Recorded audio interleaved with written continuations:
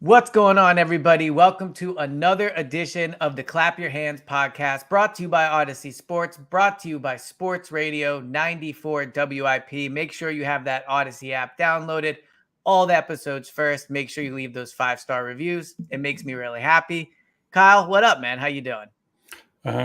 Just really approaching the dog days of the offseason where, we got to talk to a couple of the Sixers signees yesterday.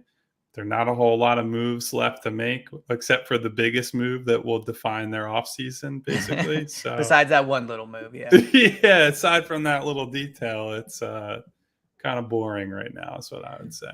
Well, it's funny. I feel like we went through with the Sixers one of the most emotionally charged playoff runs of the past however many years, and then the anger from it ending, the Harden trade demand, and it feels like the team specifically, but especially like the whole league is in a little bit of a holding pattern right now. Like every morning I wake up and this morning I saw the new Leeds kit drop. So that was a fun thing to wake up to. But outside of that, I checked the NBA rumors and you're thinking if there's new Lillard, new Harden, new something, and it feels like everything is just in a holding pattern. And while that happens, it's kind of hard to I'm more optimistic about the team, but it's hard to really know, I don't know, like how to feel about them and to know when this is going to be resolved. Well, you know what the funniest thing is that we've been spending all this time talking about, and I don't even mean just us, I mean collectively talking about Dame Lillard and James Harden. And then Mark Stein came out with a report yesterday where he said Pascal Siakam might be the guy who moves before either of them, which is just like really funny because that is kind of sliding under the radar. I mean, there's known discussions that have been had with the Atlanta Hawks, and I think I wouldn't say it's like blatantly obvious that he's just like available, but I do think that his name is degree within like league circles. So the fact that he might move before these other two guys is just, another fun wrinkle to this offseason. Well, we'll definitely get into some of the latest with James Harden. Joel Embiid spoke for, I believe, the first time since the end of the season, speaking to Rachel Nichols at yet another Michael Rubin party. It feels like from here on out, all the most exciting NBA news is going to come from a Michael Rubin party. So make sure you send that invite, Michael, when you get a chance. But Joel Embiid talked about James Harden. We'll get into that for sure. But I would be remiss if we did not start with what has probably been the most overly celebrated kind of signing from the Sixers in a very long time. I mean, there's been trades and such, but man, the 24 hours from when the Utah Jazz signed Paul Reed, I guess it was 48 hours, to when the Utah Jazz signed Paul Reed to an offer sheet, to when the Sixers matched. A lot of nervous Sixers fans out there, a lot of people saying they have to match it, they're not going to, a lot of like preemptive doom. Daryl Morey does it. He matches the Paul Reed contract, 3 years, I believe $24 million. Second, third year only guaranteed if they make it out of the first round, which, knock on wood, you would hope is going to happen. So essentially a 3-year deal. I'll start first with this. I think matching the Paul Reed contract was an absolute no-brainer. We talk a lot sometimes about the culture of the Sixers, and maybe that's a weird place to start with Paul Reed. But I do think there is something to keeping the players you develop your own that come up in your own system and come up within your building. And Paul Reed is that. He's a fan favorite. He's become the player he is with the Sixers. He plays an absolutely critical role on the team. I mean, last year in the playoffs when Embiid's out against the Nets, he steps up, has a really good game, hits some key free throws late. And I think he's a player that's ascending. There might not be many players on this Sixers roster that you can look at and go, their best days are ahead of them. Tyrese Maxey would certainly qualify. Joel Embiid, you can make the argument because he always seems to be improving. But outside of that, I mean, I don't know, Melton, if you really want to stretch. Melton is probably an example. Yeah, he's still Melton's fairly one young. of them. But Paul Reed, I think, is certainly ascending. So good player, important role on the team, good guy to have around, it seems. And the contract is not bad, and it's very tradable after this year if they want to move on from him. So I thought it was a no-brainer, and I was happy the Sixers did it. Yeah, it was. I'm not going to get like holier than thou and be like, oh, I knew they were matching the whole time. Do it, Kyle. Think there was at least now. there was at least some doubt for a while there, I would say. And there was a really funny tweet from who was it? Anthony Irwin, who's a Lakers writer and podcaster in Vegas, where he was apparently sitting near someone wearing all Sixers gear with a laptop out at Summer Leaugue Nice, when love it. the reporting happened on Paul Reed's offer sheet, and they just slammed their laptop shut and yelled "fuck." And I feel like that was a lot of Sixers fans on Saturday afternoon. yeah, so clearly there was something going. They were planning for it, but maybe not planning for that exact term sheet, all that. So there was at least some doubt. I think once it was getting pushed pretty deep into Sunday night, there were two schools of thought. It's either they're trying to news dump this harder than anything's ever been news dumped, or they're just fucking with Utah and they just are going to push this as close to midnight as they possibly can. And given that they put out the official release like immediately after the reporting happened, that seems to me like they were kind of just fucking with the Jazz. So I agree with you. I think the hard thing now is less about Paul and more about the roster. They have 4 centers on the roster, which it's the only position where having a bunch of guys is actually harmful to your team, because you have a bunch of guards.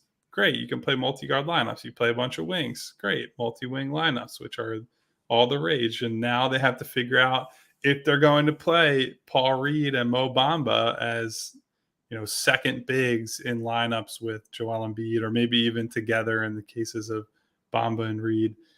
They got to figure out how hard Montrez is going to wave towels on the bench, I think. But that being said, I do think you've found a backup center who actually kind of fits everything you would want behind Joel Embiid. He does have some upside. He is currently productive. It's not just like he might be good one day. Like, I think you saw real progress from him at the end of last season, to the point that you think he can be a real guy moving forward. It's not a crazy contract. It's, $7 million and change a year, which I don't think people often think of it this way, but that's a good contract just for trades. Yep. And I know picture it in the trade machine already. I know that salary aggregation has gotten a lot tougher now for the teams at the high end of the tax bracket because of the stupid new CBA that I can't seem to start talking about or stop talking about, I should say. But that's at least useful for salary matching and trading him later. He basically can't be traded unless he really wants to be traded for the next year. But after that, that's a guy who there are a number of teams who are at $7.5 million or whatever who'd be happy to trade for him. So I think all around a good move. It's the one that I think has probably the least downside or complicating factors compared to, Beverley's older. Bamba has been hurt throughout his career and it's kind of hit or miss on a given night. I think Paul Reed, by comparison, is just kind of he's pretty good. He's getting better. And you can, if you don't like having him and his deal next season, he's easily movable. I think there's pretty minimal downside to this. So the 4 center thing is interesting to me. And I agree, like, of your 15-man roster, whatever it is, look, I hate centers. Like, it's my least favorite position. So you're never going to tell me. You were always trying to trade Joel for anything exactly that's not nailed down. Yeah, I hate Jokic. Trust me, I'm not a center man. But I think that for the Sixers specifically, we have to look at this, in my opinion, a little bit differently. So the 4 centers on the roster. First of all, we know Joel, is going to probably miss 20-plus games, if, around that number. And frankly, I would be interested to see this year how the Sixers manage him with the playoffs more in mind. You do wonder with this Paul Reed contract. Well, guess you don't really wonder. You know that with this, he is going to be playing major minutes. Like, he might be, if not the first guy off the bench, one of the first 2 guys off the bench. They don't match this deal if they don't have a serious role for him or serious interest in having him be a big part of the team. So when I look at the 4 centers, I go, okay, you have Joel, but then you need a top backup for him. So that's your second center. And then on nights where Joel's not playing, you have to have a backup center as well. Because frankly, it's going to be a fair amount of games in the regular season. And let's be honest, like, Joel misses playoff time. So I do think the Sixers are uniquely set up where it's okay to have 3 like quality centers on your roster. The Montrezl Harrell thing with the Sixers prefer or choose to have him on their roster? No, I don't think they want him on the roster. I think he was going to be there no matter what. I know he opts out and they re-sign him, but I am in the conspiracy theory corner of he was always going to be here and this was like cap purposes and that's why that happened. So I don't view it as the Sixers saying we value like the center position enough to have 4. I think they really value the top 3. And to your point, Montrezl Harrell will really only play if the Sixers are up 20 or down 20 with like 8 minutes to play. I don't think they view their roster building from a perspective of Montrezl Harrell being part of it. So I think from that perspective, bringing Paul Reed back, he's going to play a critical role in the team. You talk to Mo Bamba, maybe that's a good time to get into this. But I like the idea of the 2 big lineups, whether it's, Mo Bamba and Paul Reed, or whether it's Joel Embiid with Mo Bamba that can stretch the floor with shooting. Paul Reed shooting jumpers in practice videos. I don't know. We've been down that road with Ben Simmons, but he at least looks like he's trying to extend his game. So I'm okay with the 4 centers. I wouldn't want Montrez, but they don't either. So I'm happy they're not viewing him as a legit option and still building their roster on like how it needs to be built with having 3 legit centers. Yeah, to be clear, I think if Paul Reed was given the green light, he would certainly shoot more threes. Yes. Him and Turk Smith are always down to shoot, are the vibe. Yeah, I think because and I'll say this, I think his mechanics are pretty ugly, but he works a lot on his jumper. Like if you see him after practices in the gym, he's almost always with development coaches, assistants it was on Doc Rivers' staff. So we'll see who he works with this new configuration. But I think he's done a ton of work on his shot. And so, maybe we'll see it at some point. But, to your point, Mo Bamba, when we spoke to him on Monday, which is the first time him and Patrick Beverley met with Philadelphia media, he gave a lot of credence to the idea of potentially playing 2 big lineups. And I think, with Bamba specifically, he has actually turned into a stretch 5, like has a couple of seasons now where he's shot 38, 39% from 3. Now, high number. Yeah. Now it's tough to read too far into that just because if he's going to operate from, I'd say he'd shoot out of the trail spot a lot. And that makes spacing kind of tricky if Joel is operating at the elbows. If you get Joel further down, closer to the basket, I don't think it's as big a deal. But I do think Bamba at least is coming in thinking, I'll do whatever I need to do to get on the floor and get some playing time. And he even pointed out yesterday that Nick Nurse, including against the Sixers in the playoffs, has played a lot of double big lineups. When they won the title, one of the things that happened was, both teams come into that series, they play their normal lineups. The Sixers then switched their matchups so that Tobias Harris is guarding Marc Gasol and Embiid was guarding Siakam. And that really screwed the Raptors up for a couple of games.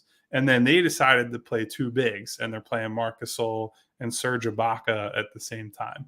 Now, the important thing there is that both Gasol and Ibaka are guys who can step out and hit jump shots. Yeah. And I'm not sure, at least in Reed's case, that's not going to be the case. Maybe you could argue Embiid and Bamba, but then I have more concerns on defense and how Bamba moves in space and things like that. But yeah, I think because of how many centers they have and because those are 2 of the only moves that they've made during this offseason, I think you at least have to entertain the idea. And I think the good thing about hiring someone like Nick Nurse, even if we find out that, this is not tenable and they can't play those lineups, I imagine we're going to see it and they're at least going to give it, the old college try at some point. Yeah, I think that's one of the more exciting parts about the Nick Nurse hire too, is just seeing different variations of lineups. I mean, we started this pod, excuse me. Sorry. We started this pod halfway through last season, so we didn't see the early iteration of Montrezl Harrell, but Doc was not really willing to try a bunch of different lineups. And I do think you will see more of that from Nick Nurse, especially with these 3 centers. Yeah, so man, you got a coughing fit going on over there. I know. I tried to throw it to you so I could get a cough out. But all right. So yesterday, as you mentioned, you did speak to Mo Bamba. Anything else from that other than the 2 big lineup thing that he mentioned? Any other takeaways from your meeting with Mo Bamba? What was he like? Like, what's the vibe like for Mo Bamba? No, he seems like a nice kid. He came in and he actually asked for. Normally, this is a PR thing that they ask, but he came in himself and asked for everyone who would ask him a question to just tell them their name, and so he could like start to get to know everybody, Always a which is power move by the athletes. Always a power right. It's move. like just a very small thing, but Yeah. it's clearly either he's just a very kind kid or someone has coached him well on how to deal with the media. So, Mhm. thumbs up to him on that. But yeah, I think he's got the right attitude coming in here, just saying, I'm gonna get in where I fit in type stuff. And doesn't seem like again, the two big stuff. He doesn't seem like he's locked in saying, yeah, I don't really care about playing center. I think he does have experience playing with other bigs like Wendell Carter Jr. and guys like that in Orlando. And so him and Joel have a previous relationship, and he actually said that Joel was one of the reasons that he came here. Like Joel gave him Mm. a call and said, I think you'd really help us. And so I thought that was Recruiting interesting. Joel. Love it. Yeah, I mean, obviously, the spicier press conference was Pat Beverley because he's just Yes. willing to drop f bombs and curse a little bit, and he's talking about his pottery class that he did and at the Bach building, at least Yes. this week, which definitely familiar with the Bach building. I think Elliot and I have run into each other there We at did. points I in was time. about 2 bottles of wine deep when we did, but yes, I did see you and your lovely, I believe, fiance at the time. I don't think you were married Yeah, yet. that was prior to our wedding. So Beverly talked a lot about getting used to the city. He made an impassioned pitch to James Harden to stick Mhm. around. Also said that Tyrese Maxey doesn't need to get better on defense, I and saw that. said it Yeah. in like the funniest possible way that he could. So, yeah, I mean, both guys were for middle of the summer in July, having just signed, were good interviews, and I think Beverly will be a fun guy to cover, and that he just seems like a guy who will be miserable when they lose, and miserable in like a light somebody's ass on fire sort of Mhm. way, which can go either way in terms of team harmony, but for your and my purposes, I think will be great. So Patrick Beverley, let's get into more of what he said. You touched on it, but I thought his kind of pitch to James Harden, like it really convinced me. And as I've said before, I am easily impressionable with this type of stuff. But when he talked about how, their moms are best friends, and he's been one of James's and his vice versa best friend since he came in the league. And obviously they played together. And he talks as if James is going to be here. You remember when he talked about when he spoke with Doc about how he would fit with Philly. And he said, you, James, and Joel will be really good together. I just wonder if when Patrick Beverley signed, if he already knows the answer to if James is coming. Like, obviously they're close. I'm sure they talked. I don't know if he was Yeah, he asked that. said yesterday their Yeah, moms are best friends. It's not yeah, even just that they're close. exactly right. So I don't know if he said this yesterday, but did he say if he's spoken to James like about the signings? He said something to the effect of, put it this way, James knows I'm here. And I was like, Right. it's a non-answer. It's a way of saying that you probably talked to him, but you're not going to You're say. not going to And tell us. I just listening to him speak yesterday, knowing he's now here on the team. I mean, I don't think the Montrez thing had anything to do with James, but Montrez is now here. Patrick Beverley is one of James' best friends. I don't know, man. Just listening to Pat, it really feels like James is going to be back. That was my main takeaway from the Beverley thing. Obviously, he seems like a great personality. He's going to be a ton of fun for you. That'll cover him every day. Ton of fun for me as someone that's on the radio and doing this pod. Like, he's going to be awesome. I think he's a good fit, blah, blah, blah, all those things. The main takeaway is he's like putting that hard pitch out to James. And I think you've seen the Sixers start to throw James a lifeline a little bit of, hey, man, like, come on back. We want you.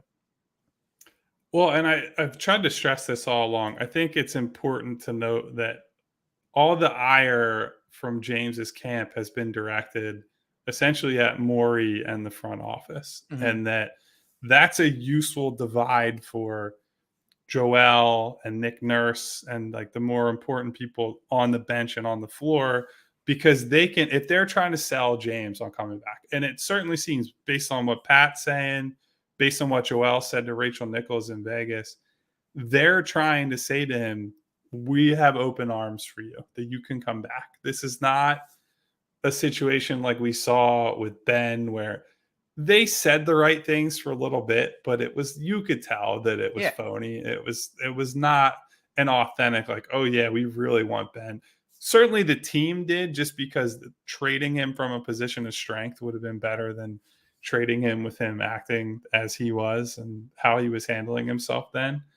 But I think this is genuine. I do think that, especially in Joel Embiid's case, he probably recognizes if they trade James Harden, they're not getting a James Harden back, Mhm. right? They're going to get several role players, maybe if they're lucky, get a flawed star back for him. And so I think someone like Joel, who is coming off an MVP, but then an embarrassing playoff exit, doesn't want to take a step back this year. He doesn't want to come out of a season that ends in severe disappointment and say, yeah, we're going to be like a 46 win team and we might scrape our way out of the first round, but we'll lose to any real contender in the second round. Like, that's not how he is wired or wants to be. So I think he's one of the guys leading that charge. And I think everybody else has followed suit so far. And so, look, I still have my doubts about James returning. I think they're going to continue to humor offers and talk to other teams, specifically the Clippers. I know they keep coming up, but again, they're the known interested party. Mhm. But end of the day, they do seem like they're comfortable with him coming back, and these guys continue to send sign after sign to James that that is the case. So I thought the Joel Embiid answer to Rachel Nichols about James Harden was one of the better quotes I've seen Joel had. And we talk about this about Joel at the podium after the playoff loss to the Celtics. He's up there laughing, making little kind of side jokes about the Giannis quote. He's doing the whole somewhat out of context, obviously, but me and James can win by ourselves. Joel has had poor moments when it comes to answering questions. I thought Mhm. his answer to Rachel Nichols was really good, and for this reason. Like, let's be honest, the James Harden trade thing has to be somewhat embarrassing for him in his camp. They floated this idea all season that the Rockets were going to be super interested. Rockets weren't really that interested. They thought they were going to get a massive contract. They ended up essentially having to opt in. Now, I know that's so he can play for a winner, but it's also because, let's be honest, there was not a ton of money out there. Then he demands this trade to try to get to the Clippers. He's not traded by that July 1st deadline where the CBA would have made it easier. And it doesn't seem like teams are lining up and offering big time incentive, like good packages for James Harden. So this whole James Harden thing has been somewhat embarrassing for him, I would imagine, and also definitely for his agent.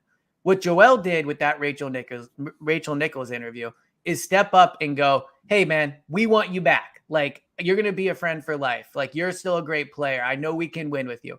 He really kind of made it so that James, he threw him a lifeline. I think that's the best term to use when, and I know I've said already, but I think that's the best term. James needs to feel like if he comes back to the Sixers, it's not with his tail tucked between his legs. Like, he wants to feel if he comes back, it's because they want me back. They need me back. Yeah, I have other options maybe, but I'm deciding to come here. Joel doing that, I think, was very important as a leader of the team. You're right. When Ben was gone, he said it, but he didn't really mean it. Like, he talked about how James is handling this like a professional and their friends.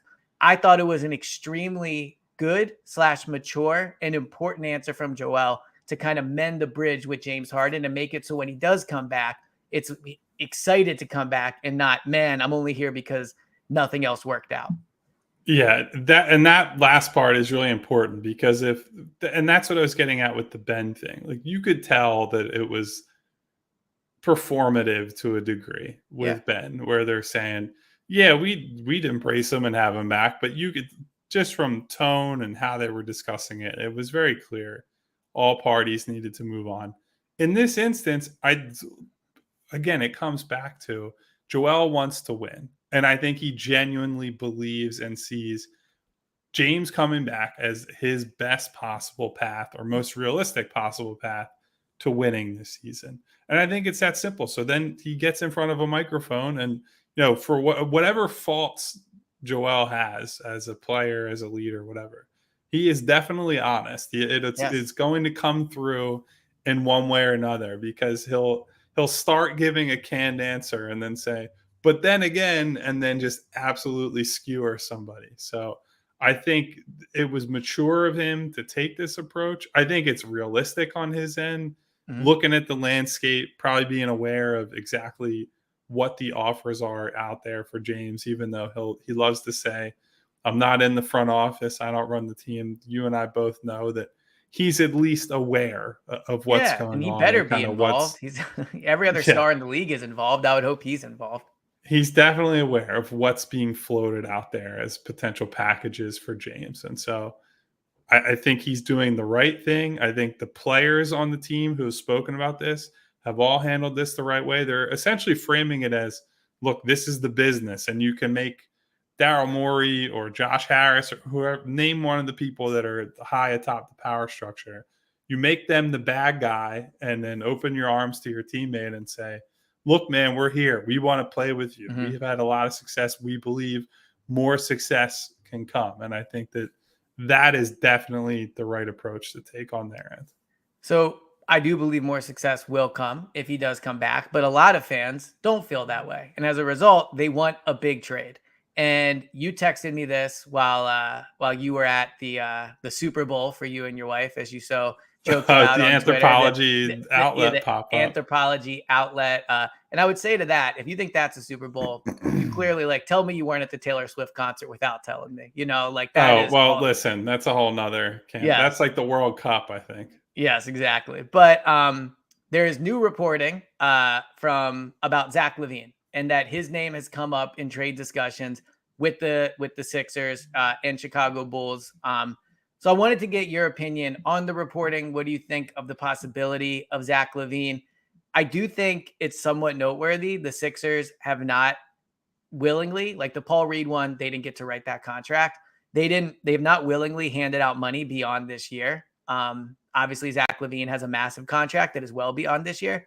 What do you think of the Zach LaVine possibilities? Before you say if you would do it, what do you think of the possibilities and if the Sixers would be interested? Well, so and Casey Johnson, who's the one who reported this recently, was it Thursday, Mhm. Friday, something like that. He and I are both on the same wavelength in the sense that these were very preliminary discussions. I know we discussed pre-draft that the Bulls were shopping basically everybody or saying, what could we get for XYZ? And Levine was different in that they're asking for real stuff for him. This is not like you could get somebody and for taking on Lonzo Ball's contract since his knee is apparently made out of silly putty or Right. something, which is And really doesn't sad. work anymore. Yeah. Levine is different because they still place real value on him. And we can argue about the contract and what have you, but they're asking for, multiple picks, maybe a young player. And he does represent in some ways the middle ground option, right? Like you might be able to trade James Harden and then you hold on to Tyrese Maxey and still come up with Levine. Like you can move some stuff around, and I wouldn't say you're doing like one for one Harden Levine. You're probably adding stuff on top of whatever you'd be getting for Levine, but it's at least closer to that. Mhm. And in that instance, then it's like, all right, that's a real conversation to have because he is talented. And I think when he's in a situation where his co-star isn't DeMar DeRozan, who good player, but not a guy who's like a real championship Yeah. number one or number two guy that's been proven out over the duration of his career. You put him next to Joel Embiid, you can make the argument, okay, that guy could maybe be number two, or maybe like a 2A, 2B with Maxi, where that's one guy's going on a given night, the other guy's going on another night. They're not the best backcourt fit together, I don't think, for various reasons, but you might be able to talk yourself into it. I just don't think that there have been serious discussions between those teams. They definitely have touched base and names were floated at a certain point prior to the draft, but I'm not aware of much since then. And I don't Mhm. think it ever got beyond, hey, what do you think of Zach? Or like, what do you think of this guy? Right. It was not, hey, here's the framework for a deal. And no, we don't like that. So I think it's pretty far from any sort of, hey, this is a real trade rumor sort of thing. So You mentioned James Harden. I don't see why the Bulls would have much interest in James Harden. They don't seem like Right. they It'd can. be a clear multi-team Yeah, yeah. situation. But my question for you is there a world where you think they can get him without trading James Harden? Like, is Toby, Jaden Springer, plus, like, I don't know, Melton and maybe the 2029 first or whatever it is? Like, do you think if they trade for Zach LaVine, it is going to have to include Harden either being rerouted somewhere and stuff being rerouted to the Bulls, or do the Sixers have enough as constructed to get Zach LaVine?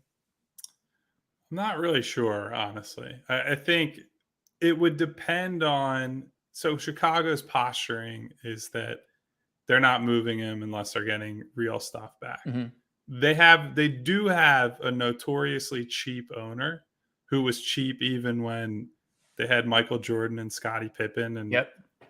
the great dynasty of our childhood, essentially. So the argument that you could get it done without it being part of the Harden potential package would be they might just want to cut the long-term salary and start rebuilding. Now they did just re-sign Nikola Vucevic, so Right, I which is a don't. weird move if you're a sellers, yeah. Yeah, so they would have to kind of pivot from where they're at now for me to believe, oh yeah, they're just going to do a salary dump for picks type trade. Mhm, I do think the problem really is that the Sixers don't have a lot of movable picks, and the only way you're going to get valuable picks is either trading James or trading Tyrese. I don't think anyone else is probably fetching too much value. Like maybe you could flip Melton for something, mhm. but I think that's probably a stretch, and you have to send a big salary out just to bring Levine back. So it's not like you could just trade Melton for a pick and just add Levine to the current roster. So I'd say it's unlikely. I wouldn't say it's impossible because it depends on a ownership group in Chicago that has shown they kind of just don't know what they're doing all the time, I would say. Yes. So one thing I've kind of batted back and forth in my head, whether, walking around, running, whatever, with the Sixers is, and Zach LaVine is attached to this, as is Lillard, probably Lillard, another category. But are they willing to take on big contracts? Because everything they've done has been 1 year, Beverley 1 year, Mobamba 1 year. I mean, even last year they gave Montrez that player option. The Paul Reed thing, they didn't get to write that deal. They matched it, so it counts. But James Harden 1 year deal. They're still holding on to Toby. Like, do you think that with Levine, the contract, or with Lillard to an extent, is a non-starter, or they would acquire it if it was a deal they like? Like, do you think they're willing to take money on beyond this year? I think it would have to be the right guy for sure. And I'm not sure that Zach LaVine is that guy. Look, I think it's always fluid, right? Where we could say, big picture, in a broad sense, they don't want to take on lots of long term money. I Mhm. think all of us would probably agree on that. Where I think we would stray a little too far is if we say they just won't do that at all. I think it's case by case. What would we have to give up? What player is returning to us? If they could trade basically nothing and get Zach LaVine, I know he's not perfect, but if you're getting him for an expiring contract and Tobias Harris and little else, I think that's something you're at least considering. I think the problem is he's not available for that, right? Right. So I think there are definitely scenarios where, and it doesn't have to be Levine, it could be someone like Zion or one of these other guys who have been maybe like a Siakam, who he's on an expire, he's going to be a free agent next offseason. So that's a little different. And I don't love the fit there. But if he's available and he's not going to be traded for like a king's ransom type Yeah, Nick package, Nurse guy too. yeah, well, yes, but also there's some reporting that those two not exactly So best not a Nick, buddies not a Nick Nurse at type the end maybe. of their tenure. Like they won together and had a lot of success together, and he was the guy up there, but not sure that they're suited to continue that relationship. But I don't know that because I don't know Nick enough, and I don't Mhm. know Pascal enough certainly to say that. The point being, yes, I think they're trying to keep cap space open, but I think they're trying to keep it open because it just gives them more paths. It's not because, hey, they're just only going to wait until next summer. If an opportunity is on the table where a guy's available at a cut rate and it's someone they like and someone they think raises their title odds, then yeah, I think they would absolutely do that. So outside of Zach LaVine, and I want to get some summer league takes off for you, but one thing before we wrap it up with the summer league. So now they have, I believe, 2 open roster spots left, not including like the two ways, like 2 legitimate NBA roster spots left. I think they have the mid-level exception, like the $5 million one, and they can sign a minimum guy. I believe that's what they're working with financially. So as you look at the current roster, and if you have names, that would be great. But what do you think their biggest needs are still? I mean, we talk so much about Lillard and LaVine and Toby and Harden. Like those are big picture stuff. But let's say that they do keep mostly this roster. Let's just use that as our kind of base, because obviously if they trade Harden, their needs change, all those things. But if their plan is to run it back with this current team and they have those 2 roster spots, what do you think their biggest needs are? Because I look at them and I say athleticism is probably one. Like they're still not super athletic. And then maybe more like perimeter defenders if they're going to go with Harden, Maxey as their duo again. What do you look at as kind of their main needs? They need wings, just kind of Yeah. period. They just do not have enough wings. I mean, if we go back to the whiteboard leak from Yes. draft night, if you look at that depth chart, it's basically Daniel House Jr. and then who? Like who is an actual wing Right. beyond that? Because I think Melton is a guard masquerading as a wing. I think Beverley is essentially going to have to masquerade as a wing in multi-guard lineups to some degree. And look, he's fine. I don't love that Pat Bev is going to have to defend, like 6-7 guys at times this year based on where he's at in his career, but he's at least willing to do that. You could argue that Tobias is not really a wing either. He's more of, if you could play him exclusively as a 4 and then have multiple wings on the floor with him, I think that's better than the situation they're in where he plays a lot with PJ Tucker, who's another guy that he should be almost exclusively a 4. So if they could get any kind of productive wing, I think would be a big get for this team. The problem is wings are really hard to get. At least good wings are very hard to get, because especially this part of free agency. This part of free agency, and also just how the league has shifted in the sense that everybody wants as many wings on the roster as possible while the Sixers collect as many centers as they can. So, I mean, the available options out there are not tremendous. You're looking at people like Kelly Oubre, TJ Warren, who, if TJ Warren was able to stay healthy ever, would be interesting as a secondary scoring option coming off of the bench and gives you something a little different. But that guy, since his injury, was out for a long time and was never healthy even before his big injury. Yeah. So now it's just like, you can't count on this guy to give you real minutes. Chester native Derek Jones Jr. is still out there. I think he sort of trends maybe more towards a front court guy rather than a wing. I don't trust his shot that much, but he will have can't one shoot. dunk. His numbers at least are really bad. He'll have one dunk a month where you're like, oh my God, that guy's like the greatest athlete alive. Yes. And then the rest of it, he'll just miss threes. And so he's my kind of player, is what you're saying. But that illustrates the point, which is to say, yeah, there are technically wings out there, but I don't know that there are guys that you're fired up and saying, yeah, I'm going to go out and acquire that guy and pay him the mid-level or whatever. So I mean, you could make some low-risk bets on some of these guys, but they had to be willing to take the minimum. I think probably Oubre might get the mid-level or part of the mid-level, but even last season in Charlotte, he's just like a empty calories, high volume guy on a terrible team and has not been the greatest fit on teams that are actually trying to win and be competitive. So, I mean, we'll see. The short version of it is they need wings and there aren't any good ones out there. Right. Not ideal. But I do think one key indicator too from the Harden thing will be if they do sign another guy or if they fill both of these roster spots, then that'll be an indication they're not like flipping Harden for that Clippers package of 2-3 guys and a pick. Like I think they're going to hold those spots open as long as they think a Harden trade is realistic. And so if between now and the next pod, they go out and they do sign Kelly Oubre, or they add even 2 people, they won't be able to sit here and go, all right, like they don't think they need those roster spots. Obviously, you could trade equal back for Harden, but I think them holding those 2 roster spots is an indication, to your point, of like they're still in a little bit of a holding pattern until they can figure out what is going to happen with Harden. So the other thing I wanted to talk to you about and kind of wrap this pod up, Summer League still going on. I missed the big Jaden Springer game. I was out for that one, unable to see it. And then Springer was out for the last game. So I have no new Springer takes other than what I've seen back in Utah, which was not impressive.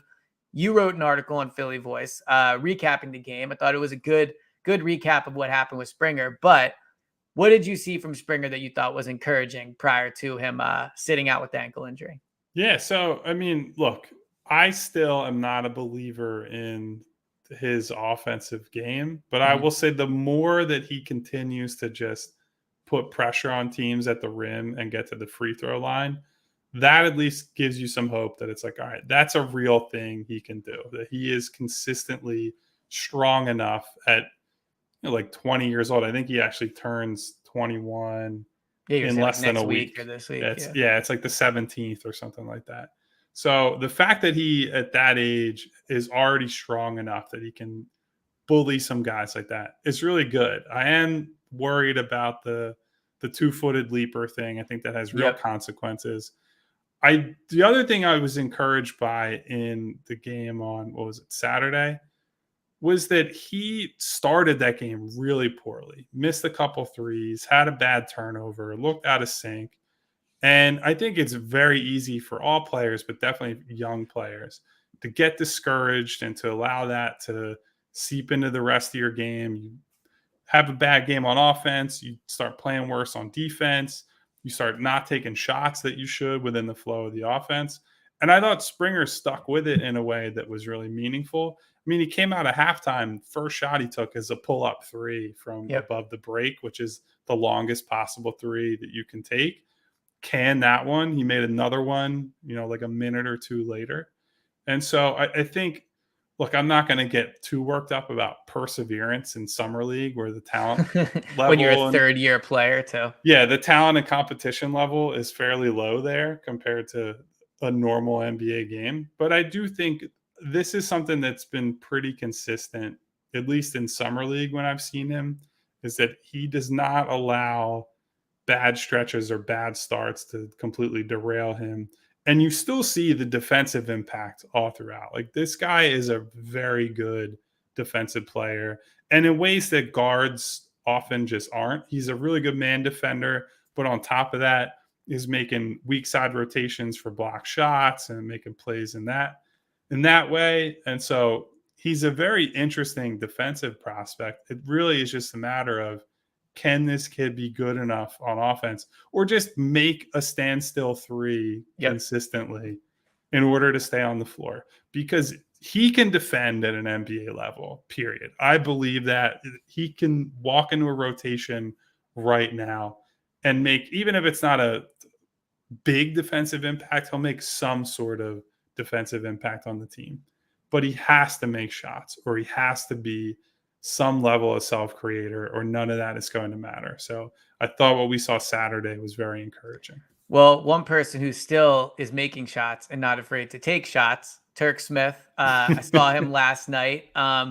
Once again, like, he's just, the dude will shoot from anywhere at any time. It doesn't matter if he's missed 4 in a row. It does, like, whatever. If he's made 3 in a row, he's shooting because he's doing a heat check. I did think one benefit of Jaden Springer being out, and they were doing this somewhat anyway, is you really got to see Turk Smith like run as the point guard and be the primary ball handler. Now I can't help but look for him passing when he's jump passing. Since you've brought it up, I thought he had a really nice pass with both his feet on the ground. He had a couple of them last night. Yeah, I thought he made a good passing game.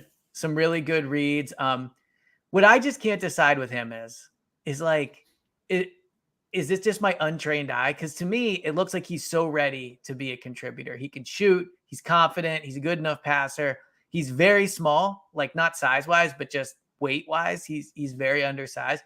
but it just looks like he can be a player on this team. I'm not saying he's going to come in and dominate or anything like that, but he could play 8 minutes, 10 minutes, like that type of thing. I mean, am I crazy? Is this just me not watching enough Summer League in the past, or do you see real attributes for him where he could be on the team? Well, I think the problem is that his big flaw is defense, and nobody is really paying attention to defense in Summer League because all these guys kind of stink to some degree. Right. There are some good players in here, and look, these guys are all pros, so they're all high level college players at the least. But it's not like in the NBA where a team will see him on the floor. Like, let's say he's running the second unit against Boston or somebody. Mm-hmm. Jason Tatum is just going to call that guy over. Whoever he's guarding, he'll call that guy over for a screen every time and just demolish him on switches. And I think what we've seen is at least good fight from him on defense, but he compounds the problems that he has as an on-ball guy with he's very erratic off the ball. And that's true for lots of young players. It's something that they tend to get better at over time. I mean, NBA offenses get more and more complex. So there's a learning curve. There's an adjustment period with the speed of the game and everything you're being asked to do. So maybe as long as he competes hard, maybe he can get there. I just think because he's so small, he's short. Well, not short, but like short for an NBA guard in 2023. And he's really skinny. He's going to die on screens. It's going to be tough for him to recover and make plays. And then the off-ball stuff on top of that. I just think that's the part that I think gave people pause when they were considering whether to draft him or not. And it's something you're not really going to see in Summer League because there's not enough talent on hand to punish him for it. Mm-hmm. And they're more focused on, hey, let's run our stuff. We'll do what we do. And it's not trying to win games so much as see, all right, is this guy an NBA player or can we roster this guy or whatever it is? I was debating this watching the game last night. Do you think the Sixers Summer League team would win the March Madness tournament? Oh, yeah. I think so too. Yeah. I think basically any half decent Summer League team would pretty much destroy. Yeah. Yeah. I think like they're more talented, but also like some of these guys, I mean, Jaden Springer's in his third year. Like, yeah, I think it right, you think about it, it's like even when people were like, well, the tanking Sixers wouldn't beat Kentucky or whoever it was. It's like, dude, every guy on this team was like the best player on a good college team in college. It's like, you know, Jeremy Grant at the time was very good at Syracuse, or like then Jahlil Okafor literally won the national title as the best player on it. Trash in the NBA. But that's how it is, man. These guys, it's very hard to make NBA rosters for the average basketball player. So, yeah, I think most Summer League teams would walk the NCAA tournament. The only way that it would go the other way is just one game samples are what they are. We see it with the NFL playoffs. Like the best team does not always win. Sometimes it's guy got hot, team got hot, and they just go on a run. But you also wonder like some continuity perspective, but I agree. I think the Sixers would demolish and just walk through the March Madness tournament. So before we wrap this up, any other thoughts from Summer League? We've now seen them for, I believe, 5 games, 6 games. I think I've seen enough at this point. You've seen enough? All right. How many more do they have? Like 2 or 3 They have more? a couple more. They have down. at least, I think they have 1 or 2 more, and then it gets to like the tournament. It's why you root for them to have like promising players and lose so that you don't have to cover the extra more games. Oh, we're covering the final or whatever. Well, look, you know, a title would be nice. We're going to talk about the NBA play-in tournament. I guess real quick, I'll get my take off on that. Like, not the play-in tournament, the NBA midseason tournament. I love it. And I think it's an absolute guarantee the Sixers are going to win the NBA in-season tournament. I don't even think it's a question. Like, it is the perfect thing for them to win, where everybody will say, doesn't matter, like, who cares, blah, blah, blah, do it when it counts. But then on the flip side, you can go, hey, this is proof that they can do something. The teams they got matched with, I think, are very advantageous, at least early on. So I'm all in. I think the trophy is kind of silly, but whatever. It'll be really funny when the Sixers win it and, like, put it up in their practice facility. I think it'll be fun. I love it. I'm all in on the in-season tournament. So not opposed to it as a general concept. I can't stand how they've implemented it where they're like, hey, let's try to replicate European soccer, but completely ignore what they do with the schedule in order to make the tournament games meaningful. Just like, hey, here are a bunch of regular season games that still count for regular season, but also their NBA in-season tournament. It's just the dumbest.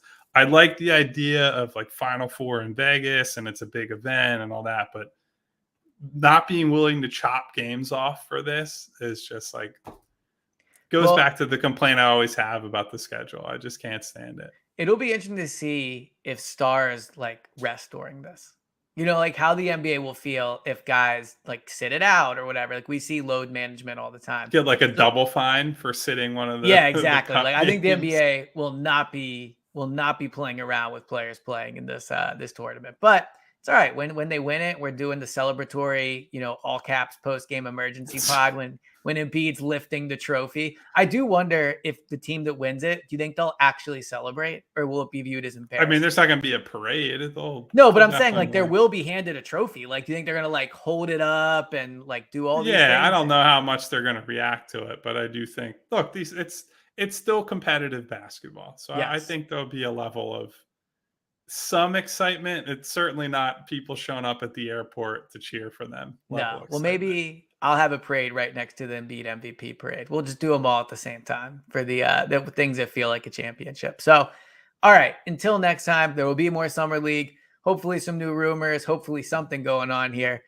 with this team. But until then, download the Audacy app. Make sure you have it. Get all those episodes first. And Kyle, I will talk to you next time, man. Talk to you guys soon.